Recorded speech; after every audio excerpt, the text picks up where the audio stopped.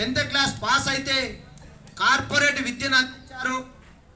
మరి ఈరోజు ఎస్సీ ఎస్టీల్లో ఏ గ్రామంలో తీసుకున్నా ఇంజనీర్లు అయినారన్నా, డాక్టర్లు అయినారన్నా, లేకుంటే బీటెక్ ఎంటెక్ లాంటి ఉన్నత విద్యను అభ్యసించినారన్నా, లేదంటే ప్రభుత్వ ఉద్యోగాలు ఏమైనా పొందినారంటే వాళ్ళకి పరోక్షంగా ప్రత్యక్షంగా ఆర్డిటి సహాయం ఉంటుంది.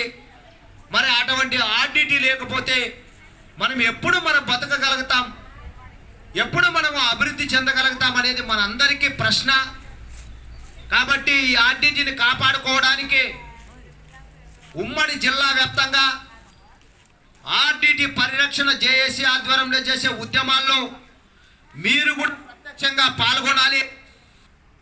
పాల్గొని ఈ రాష్ట్ర ప్రభుత్వానికి కావచ్చు, ఈ కేంద్ర ప్రభుత్వానికి కావచ్చు, ఈ రెండు ప్రభుత్వాలు నిజంగా ఆర్డిటిని వీళ్ళ నుంచి దూరం చేస్తే మా రాజకీయ మనుగడ కూడా ఇబ్బందికరంగా, దారుణంగా, మమ్మల్ని చీదిరించుకునే విధంగా ఉంటాయని అర్థమయ్యే రీతిలో ఈ ఆర్డిటి పరిరక్షణ జేఏసీ ఆధ్వర్యంలో ఉద్యమాలు చేసి తీరుతామని చెప్పేసి ఈ సందర్భంగా మీకు తెలియజేస్తున్నాం.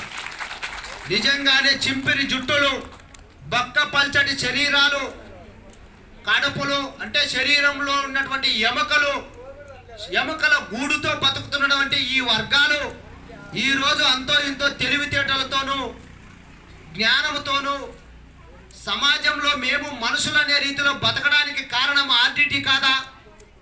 మరి అటువంటి ఆర్డిటి లేకపోతే ఎంత దారుణంగా ఉంటుందో మనం గ్రహించాలని చెప్పేసి ఈరోజు ఇక్కడ వచ్చినటువంటి మహిళలకు, మరి పెద్దలకు, మరి యువకులకు ముఖ్యంగా తెలియజేసుకుంటున్నాం. మరి ఫాదర్ విన్సెంట్ ఫెర్రర్ ఆ రోజు ఈ జిల్లాకు వస్తే ఆయన శరీరంలో ఉన్నటువంటి అంటే ఆ రంగు కావచ్చు, ఆయన చూసి కుక్కలు కూడా మొరిగి కరవడానికి పోతే పక్కన ఉన్నటువంటి మనవాదులు, అగ్ర కులాల వాళ్ళు ఆ కుక్కలను కూడా అదిలించలేదంట. అంటే ఎంత దారుణం ఒకసారి మీరు గ్రహించండి. మరి అటువంటి ఇబ్బందుల్లో కూడా ఆయన కాలి బాటన ఈ అనంతపూర్ జిల్లానంతా తిరిగి ఆ కళ్యాణదుర్గం గొంచె తాండా నుంచి తన ఆర్డిటి ప్రస్థానాన్ని మొదలుపెట్టి తెలుగు రాష్ట్రాల్లో తన సేవలు అందించి దాదాపు 1,00,000కు పైచిలకు ఇల్లు నిర్మించాడంటే ఆయన చేసిన సేవ